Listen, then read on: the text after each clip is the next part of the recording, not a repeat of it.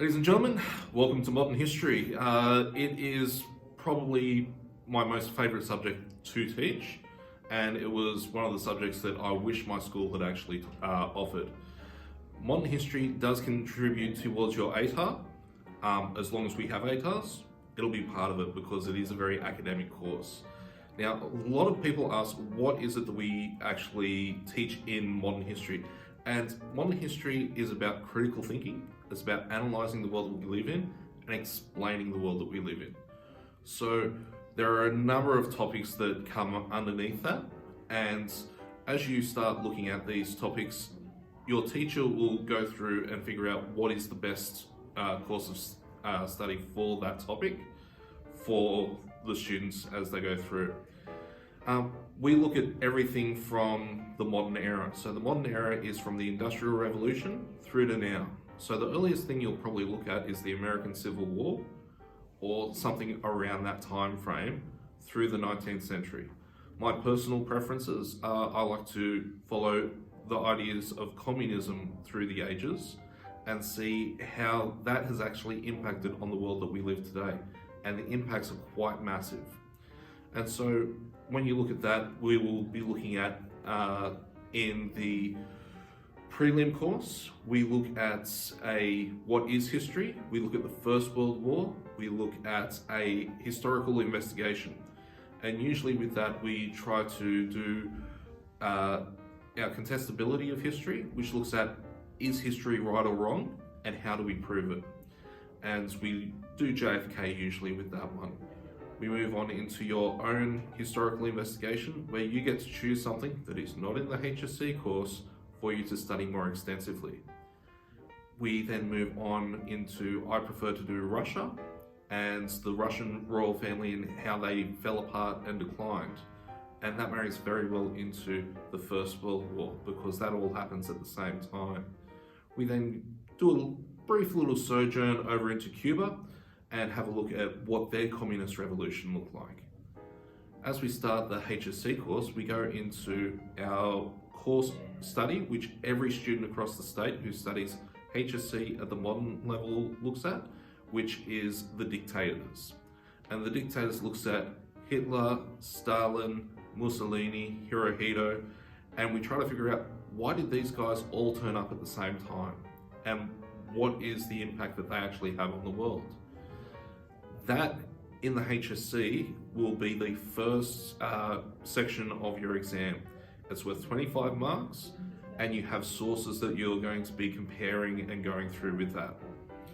The second and third sections of your exam will be extended responses. They're also worth 25 marks. The extended responses, they go on what topic you have investigated. So my current HSC class, they'll be looking at the Soviet Union from 1917 through to 1945. And that is basically Stalin and how he turned a country that was using Stone Age agricultural techniques into the first nation to make it into space, basically.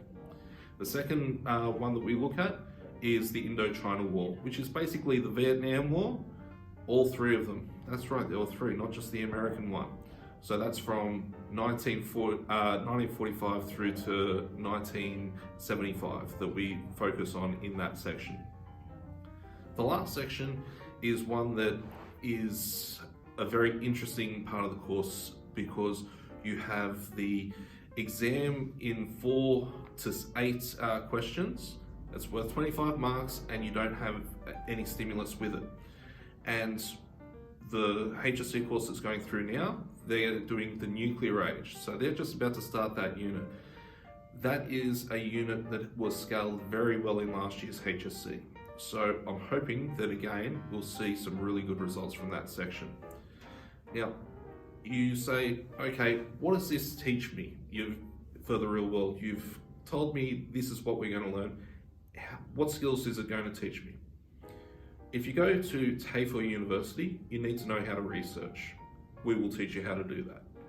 You're going to need to know how to reference your work accurately.